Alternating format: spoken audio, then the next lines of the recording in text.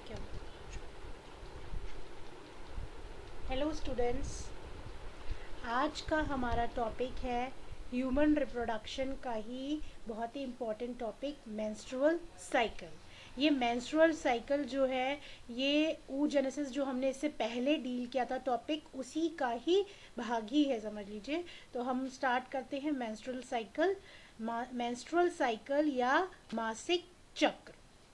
In female oogenesis, changes in ovaries and uterus come under one reproductive cycle. तो females में क्या होता है कि जो oogenesis की प्रोसेस जो हमने इससे पहले पढ़ी थी, और ओवरीज में और यूट्रस में यानी कि अंडाशय में और जो गर्भाशय में जितने भी चेंजेस होते हैं वो उसको कंपाइल करके एक साइकिल बनती है।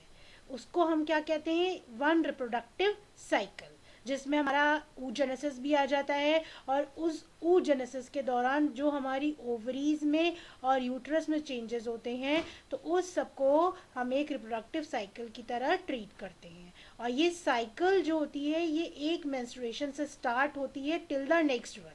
यानी कि जब साइकिल स्टार्ट होगी तब सबसे पहले मेंस्ट्रुअल फ्लो होगा और ये पूरी साइकिल चलेगी। उसके बाद जहाँ ये एंड करेगी फिर से मेंस्ट्रुअल फ्लो से फिर ये नई साइकिल स्टार्ट हो जाएगी। ये साइकिल को हम मेंस्ट्रुअल साइकिल कहते हैं। And this starts at the onset of puberty, यानी कि जब यौन अवस्था होती है तब ये स्टेज स्टार्ट होती है। और इसकी एवरेज लेंथ 28 से 29 दिन तक होती है।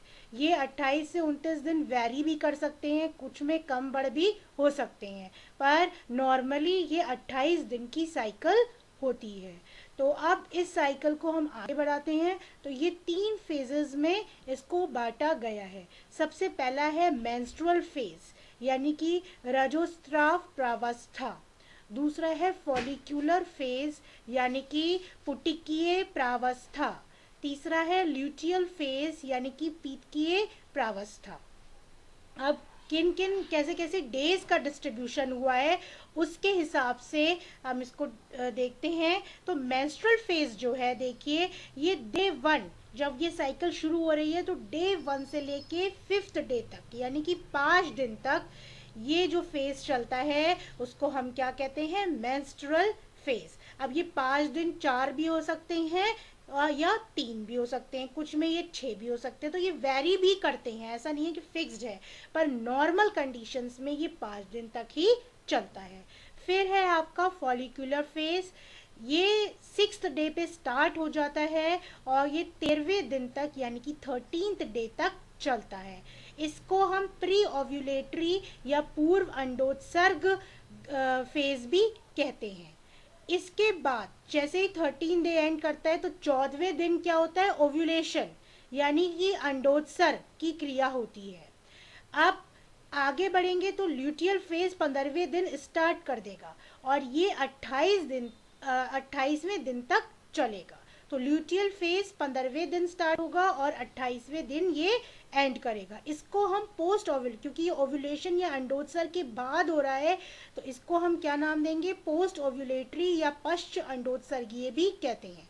अच्छा, इसको बच्चों याद करने के लिए एक बहुत ही सरल सा मैंने ये बहुत इजी एक वो बनाया है कि आप इसको MFN यानी कि मफतलाल आप नाम याद रखेंगे तो जैसे ही आप ये अगर टॉपिक एग्जाम में आएगा तो आप मफतलाल याद रहेगा, इससे लिंक करके तो आप एकदम से दिमाग में आप इसको रिकॉल करेंगे। तो सबसे पहले मेंस्ट्रुअल M से, फिर एफ से हो गया फॉलिकुलर और एल से ल्यूटियल, तो मफतलाल। तो ये याद रहेगा तो आप कंफ्यूज नहीं होंगे। कहीं आप कंफ्यूज हो गए कि ल्यूटियल कहीं आपने लिख दिया तो थोड़ा कभी कभी कंफ्यूजन हो जाता है एग्जाम्स में। तो ये आप मफतलाल नाम याद रखेंगे तो यू विल नेवर कंफ्यूज। अब आपका हम फर्स्ट फेज स्टार्ट करते हैं, मेंस्ट्रुएशन फेज यानी कि रजोस्राव प्रावस्था। Each menstrual cycle starts with the menstrual flow. और ये मैंने बता रखा है कि ये वेरी करता है, 3 से 5 दिन के बीच में होता है। और इसमें मुख्य क्या होता है कि इसमें एंडोमीट्रियम जो कि यूट्रस की इंटरनल लाइनिंग, यूट्रस आपने डायग्राम इसका हम पहले डिस्कस कर चुके हैं, तो उसकी जो इंटरनल लाइनिंग होगी उसका ब्रेक डाउन होता है यानी कि वो टूटती है और वो कुछ ब्लड के साथ बाहर डिस्चार्ज होती है। और ये संभव तभी होता है जब ओवम का या अंडा का फर्टिलाइजेशन या निषेचन नहीं होता है। तो ये अगर उस केस में होता है नॉर्मली जब फर्टिलाइजेशन नहीं होगा तो यूट्रस की एंडोमेट्रियम वॉल स्लॉग ऑफ होगी, टूटेगी और वो ब्लड के साथ डिस्चार्ज होगी और ये डिस्चार्ज 5 दिन तक चलेगा। फिर 6वें दिन आपका फॉलिकुलर फेज यानी कि पुटिकीय प्रावस्था स्टार्ट हो जाएगी और ये 13वें दिन तक चलेगी। अब 6वें दिन क्या होगा कि जो फॉलिकल्स ओवरी में बनेंगे उसमें से एक जो है वो साइज में इंक्रीज होगा और ये प्राइमरी फॉलिकल मैच्योर होके क्या बनाएगा, ग्राफियन फॉलिकल। ग्राफियन फॉलिकल जो होगा जब बनेगा तो इससे क्या होगा, यहाँ पे हार्मोन सिक्रीशन भी इंक्रीज हो जाएगा और एंडोमेट्रियम जो टूट गई थी वो अब फिर से उसका निर्माण शुरू हो जाएगा। तो ये था आपका फॉलिकुलर फेज जिसमें फॉलिकल मैच्योर हो रहा है और ग्राफियन फॉलिकल बना रहा है और एंडोमेट्रियम रीजेनरेट या उसका पुनर्निर्माण हो रहा है। फिर 14वें दिन क्या होता है, ओव्यूलेशन होता है, यानी कि जो मैच्योर परिपक्व ग्राफियन फॉलिकल जो बना था अब वो फट जाएगा यानी कि रप्चर करेगा और वो सेकेंडरी oocyte रिलीज करेगा। ठीक है, 14वें दिन द्वितीयक अंडक कोशिका मुक्त हो जाएगी और इस क्रिया को हम अंडोत्सर्ग का नाम देते हैं जो नॉर्मली 14 होती है। अब इसके आगे 15वें दिन से क्या स्टार्ट हो जाता है, लूटियल फेज यानी कि पीटिके प्रावस्था। 15वें दिन ये स्टार्ट होगी और ये 28वें दिन बंद होगी और इसको हम क्या कहेंगे, लूटियल फेज। इसमें क्या होगा, जो आपका ग्राफियन फॉलिकल फट गया था उसका रिमेन बचा था वो क्या कन्वर्ट होके बनेगा, कॉर्पस लूटियम। और ये कॉर्पस लूटियम अब हार्मोन सिक्रीट करेगा, प्रोजेस्टेरॉन। और ये क्या, प्रोजेस्टेरॉन किस लिए इम्पोर्टेंट है, क्योंकि ये एंडोमेट्रियल लाइनिंग जो यूट्रस की होती है उसको थिकन करता है, उसको मोटा करता है। और जब ये वॉल मोटी हो जाएगी तो आगे अगर जब फर्टिलाइजेशन का प्रोसेस होगा तो जाइगोट जो फॉर्म होगा उसको ये नरिशमेंट प्रोवाइड करेगी। अब जाइगोट अगर फर्टिलाइजेशन हो गया तो जाइगोट फॉर्म होगा जो कि जाइगोट में फिर क्लीवेजेस होंगे और एम्ब्रियो। ये तब होगा जब फर्टिलाइजेशन हो रहा है। ठीक है, पर अगर फर्टिलाइजेशन नहीं होगा तो क्या होगा, कॉर्पस लूटियम और छोटा हो जाएगा, डीजेनरेट कर जाएगा और वो छोटा सा कॉर्पस एल्बिकन्स फॉर्म कर जाएगा। It will further form corpus albicans and due to deficiency of the hormones, क्योंकि जब कॉर्पस ल्यूटियम डिजेनरेट हो गया यानी कि जो हार्मोन सिक्रीट करने वाली ग्रंथि थी वो जब डिजेनरेट हो गई तो हार्मोन्स की कमी हो जाएगी। जब हार्मोन्स की कमी हो जाएगी तो यूट्रस वॉल फिर से टूटना शुरू हो जाएगी और यही पॉइंट होगा जहाँ पे नेक्स्ट मेंस्ट्रुअल साइकिल बिगिन कर जाएगी।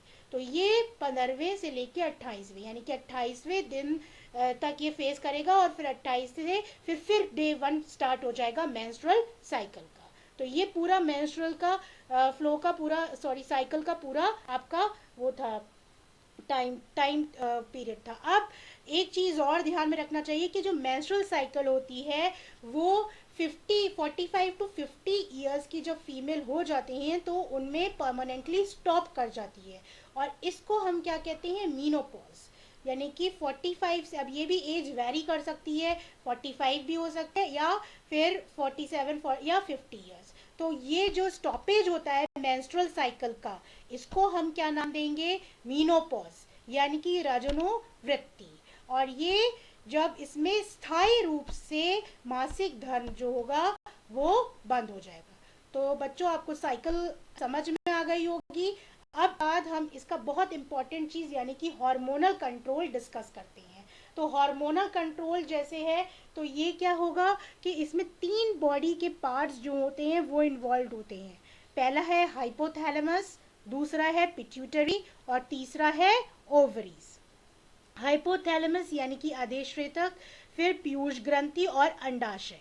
अब ये हाइपोथैलेमस जो होता है ये ब्रेन का ही पार्ट होता है, और ये क्या करता है, ये पीयूष ग्रंथि के द्वारा हमारे नर्वस सिस्टम को एंडोक्रीन यानी कि पिट्यूटरी के द्वारा नर्वस और एंडोक्रीन सिस्टम को जोड़ता है, यानी कि तंत्रिका तंत्र को और अंतःस्रावी तंत्र को जोड़ता है। अब ये इनमें हार्मोन्स कौन से इन्वॉल्व है इस पूरी मेंस्ट्रुअल साइकिल में, जरा इस पे ध्यान दे दीजिए। तो 4 मेन हार्मोन्स होते हैं। पहला है ल्यूटिनाइजिंग हार्मोन, दूसरा है फॉलिकल स्टिमुलेटिंग हार्मोन, तीसरा है एस्ट्रोजन और चौथा है प्रोजेस्टेरोन। अब ये साइकिल को हमने फर्दर हार्मोन्स को समझने के लिए हमने फर्दर 3 फेजेस में इसको स्टडी किया है।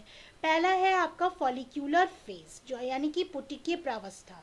अब इसमें देखिए नीचे के हाइपोथैलेमस क्या रिलीज कर रहा है, gonadotropin releasing hormone, GnRH, gonadotropin releasing hormone. ये कहाँ एक्ट करेगा, पिट्यूटरी ग्लैंड के एंटीरियर लोब पे, यानी कि एंटीरियर पिट्यूटरी पे, और ये 2 हार्मोन सिक्रीट करेगा, FSH और LH, यानी कि फॉलिकल स्टिमुलेटिंग हार्मोन और ल्यूटिनाइजिंग हार्मोन। अब ये किस पे एक्ट करेंगे, ओवरीज पे, और ओवरीज से फॉलिकल्स बनना शुरू हो जाएंगे। जब ये फॉलिकल्स की प्रोसेस शुरू हो जाएगी उससे फिर हार्मोन्स रिलीज होना शुरू हो जाएगा, जो यानी कि एस्ट्रोजन की मात्रा बढ़ जाएगी। एस्ट्रोजन की जैसे ही मात्रा बढ़ जाएगी तो ये यूट्रस की एंडोमेट्रियम को बनाना शुरू करेगा। अब अगर एस्ट्रोजन की मात्रा घटेगी, यानी कि FSH और LH नहीं रिलीज हो रहे हैं, तो क्या होगा, एस्ट्रोजन बनेगा ही नहीं और एंडोमेट्रियम जो है वो ब्रेकडाउन उसका शुरू हो जाएगा। तो ये हार्मोन की मात्रा, अगर ये हार्मोन्स रिलीज हो रहे हैं तो ये एस्ट्रोजन भी रिलीज होगा और यूट्रीन जो है वो फॉर्मेशन यूट्रीन वॉल का। फिर आपका ओव्यूलेटरी फेज में क्या होता है कि हाइपोथैलेमस GnRH रिलीज कर रहा है, जो कि एंटीरियर पिट्यूटरी पे एक्ट कर रहा है। एंटीरियर पिट्यूटरी 2 हार्मोन्स LH और FSH सिक्रीट कर रही है।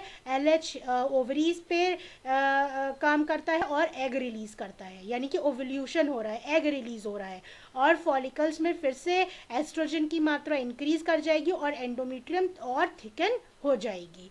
फिर ल्यूटियल फेज में क्या हो रहा है कि वही हाइपोथैलेमस से GnRH रिलीज होता है, फिर जो एंटीरियर पिट्यूटरी पे एक्ट करता है उससे FSH और LH रिलीज हो रहे हैं, और ये दोनों क्या कर रहे हैं, अब ओवरीज में क्या हो रहा है, कॉर्पस ल्यूटियम फॉर्मेशन हो रहा है ल्यूटियल फेज में, ठीक है।